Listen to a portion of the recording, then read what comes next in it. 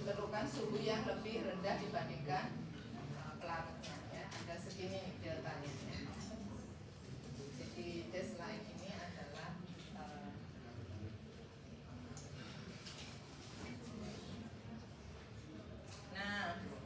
penggunaan ya dalam kehidupan. Kita tidak pernah ini sih ya, negara kita di Katulistiwa, jadi tidak mengalami musim salju. Kalau musim salju harus ke puncak Jayawijaya. Nah, jadi ini proses ini ya digunakan untuk mencegah air yang di jalan raya itu menjadi es ya, kan licin nanti. Jadi sana kalau musim salju mobil itu harus dikasih rantai ya dari karena kalau tidak pakai rantai akan kan kemarin air punya anomali ya sifatnya, kalau ditekan dia akan mencair, jadi jadi licin, jadi mobil akan ya terselip ya, karena itu harus pakai diberi rantai rodanya itu supaya kita bisa jalan. Jadi dengan pemberian garam di jalan, maka airnya itu ya kan titik bekunya menjadi turun ya, berarti pada suhu yang ya, misalkan biasanya air itu 0, maka dia dengan adanya garam dia akan membeku pada suhu yang lebih rendah, misalkan minus berapa. Nah itu di sana ya truk-truk itu ya menyebarkan garam untuk mencegah pembekuan air di jalan raya ya. Kemudian ini ya yang nomor 2 itu anti beku. Zat anti beku ya, pemberian etilen glikol ya ke radiator mobil ya. Jadi sebagai apa? Ikutan ya, jadi mendingin radiator supaya dia di musim dingin tidak jadi es. Kita tidak punya masalah-masalah seperti itu ya di Indonesia, tapi di sana itu ada permasalahan seperti itu. Bayangkan kalau di toilet semuanya jadi beku, bagaimana musim dingin ya?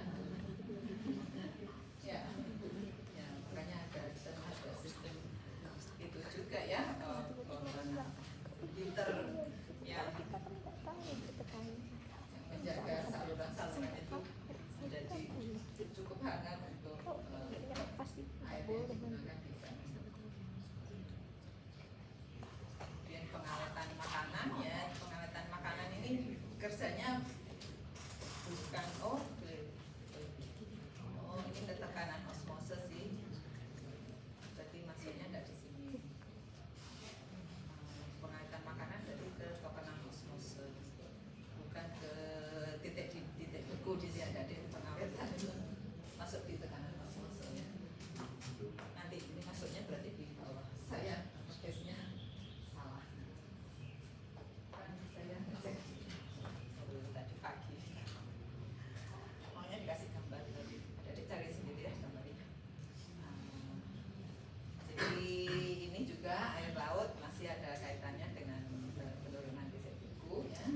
Jadi keberadaan garam di laut itu menyebabkan suhunya untuk beku itu harus turun ya. Minus berapa baru membeku. Sehingga itu menguntungkan juga untuk kehidupan air laut. Oke. Jadi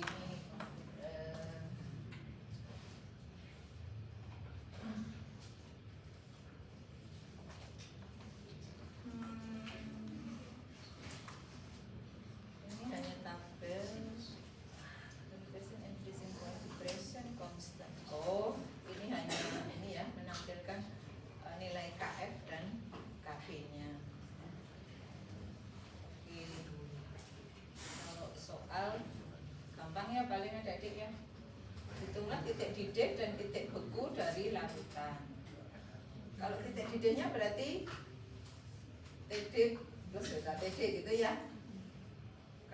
titik beku berarti TB min delta TB, ini bahasa Indonesia ya.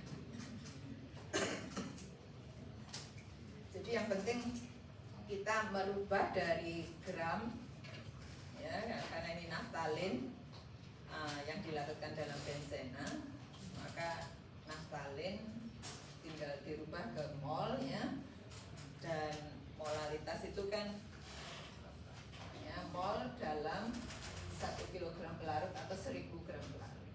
Jadi kalau ini sekian gram, maka berarti dalam 1000 gram berarti 2 kalinya nanti ya. Jadi naftalin tinggal itu dibagi itu ya, kira-kira dapat 2 ya, itu ya, dapat 2 mol ya, 2 mol per ini ya, atau dikalikan 1000 per 500 ya, boleh juga ya. Jadi ada 4 ya, kira-kira 4 molar, tinggal dikalikan ini delta TD ya. Kalau delta TD dikalikan, jadi M nya sama ya, kalau mau ke titik D berarti dicari delta TD, delta di sini delta apa tadi, TD ya, dikalikan KB nya, sedangkan ini dikalikan KF nya untuk freezing. Nah, kemudian titik titik masing-masing tinggal menambahkan dari titik-titik asli ditambah deltanya ya. Oh, ada jawabannya. Oke. Ini berapa? Oh, ini yang lain ya. Yang lain ada di. Jadi kira-kira sama saja ya caranya. Ini tinggal dirubah ke bentuk mol. Berarti kalau BM-nya sekian, berarti ini per sekian ya. Jadi ini per sekian ya. Kemudian ini sekian gram, berarti per 1000 gram, berarti tinggal 1000 per ini ya. Atau ini dijadikan kilogram ya, boleh saja.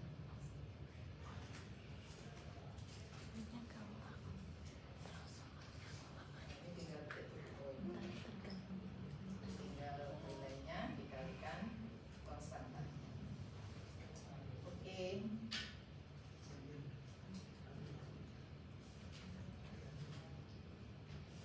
Oke, ini di dalam, karena di dalam air ya adik-adik, jadi tidak usah diberitahu berapa titik bekunya.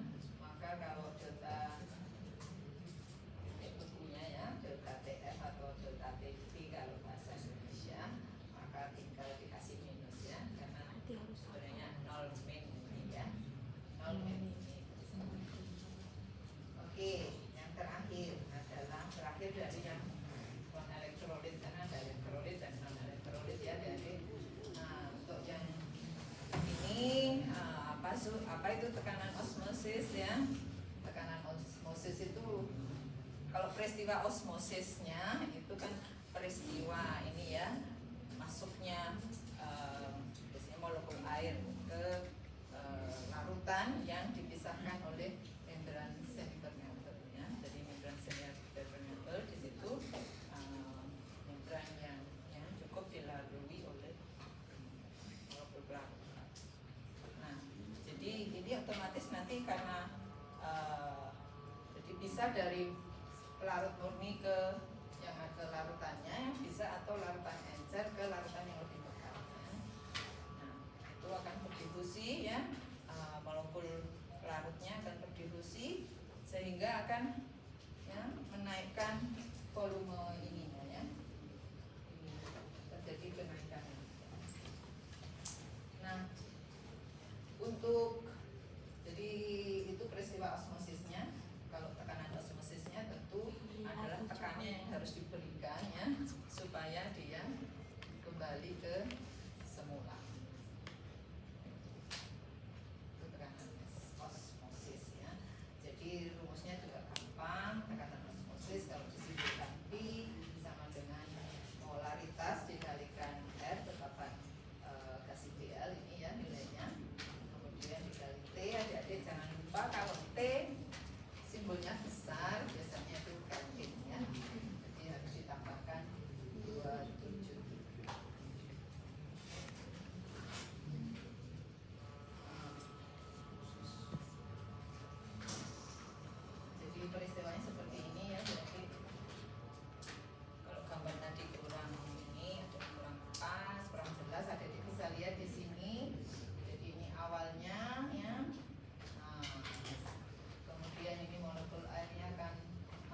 situ,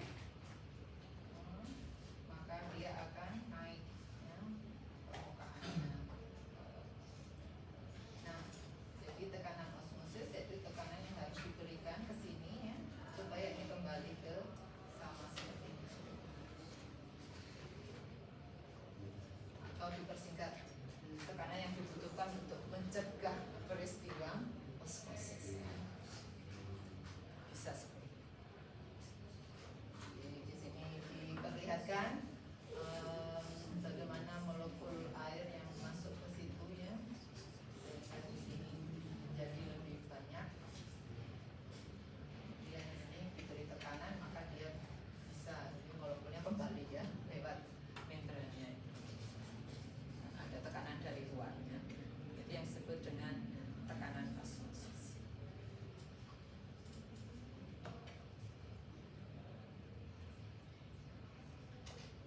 Tidak ada pertanyaan?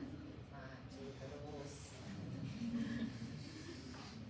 Ini tekanan osmosis dalam kehidupan. Nah, ini ada infus ya. Kalau menginfus itu berarti kita akan memasukkan ya, ke dalam tubuh itu. Di situ tubuh kita itu penuh membran ada ya, sel-sel tubuh kita. Jadi kita bisa melihat itu sebagai proses yang termasuk dalam ya, ada proses osmose. Nah, kalau kita salah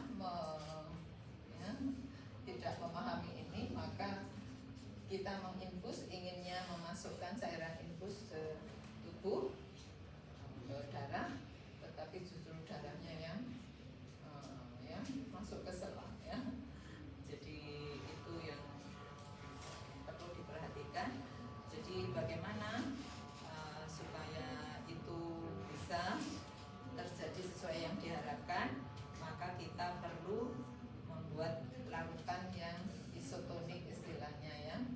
Isotonik itu berarti konsentrasinya sama dengan konsentrasi di dalam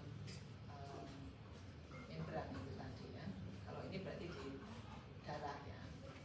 Itu konsentrasinya. Jadi ini juga saya tampilkan. Ini saya ambil tampil belum sempat terjemahin. Jadi tadi untuk proses infus diperlukan larutan isotonik ya, yang memiliki konsentrasi atau ada istilah lain nanti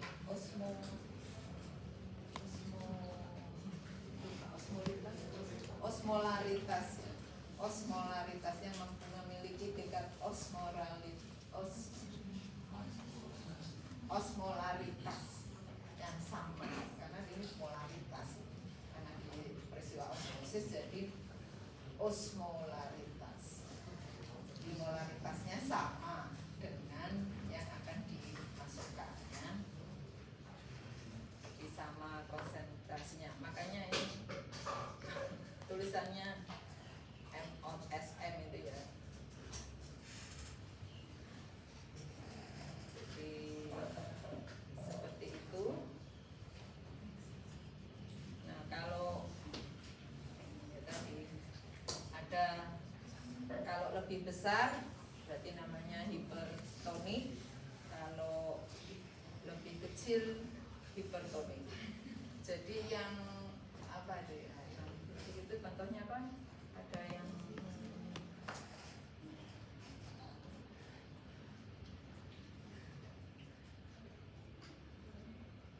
jadi untuk yang hipertonik itu berarti untuk yang apa? Berarti air yang dalam tubuh supaya keluar ya. Nah, itu yang hipertonik gunanya dari itu. Jadi kadang yang orang-orang yang bengkak ya, bengkak karena beban airnya nggak bisa keluar, bisa digunakan cairan yang hipertonik ini supaya nanti dialisisnya ya, maksudnya nanti air yang dalam tubuh bisa masuk ke masuk melalui membran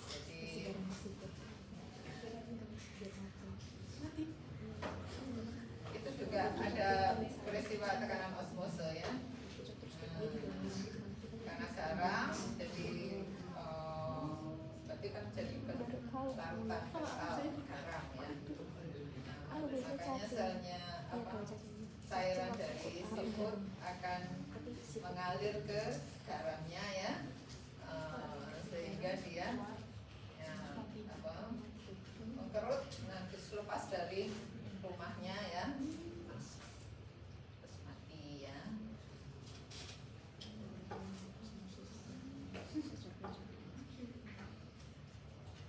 Oke, tadi yang makanan di sini juga ya, tadi saya taruh di apa tadi, penurunan titik buku ya. Jadi untuk pengawetan makanan, makanan tuh tidak awet kan karena ada bakteri ya, adik-adik. Nah, kalau kita beri garam atau gula ya, berarti konsentrasi di cairan makanan itu besar.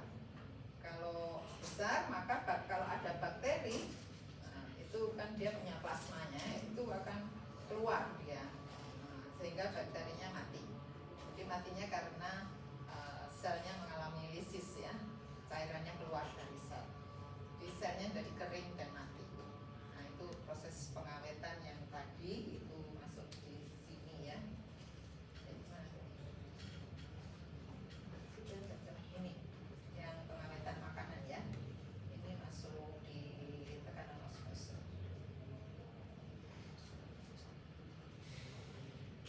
Oke. Jadi enak karena adik-adik sudah tahu, tinggal cerita-cerita, merecall memori yang dulu-dulu ya.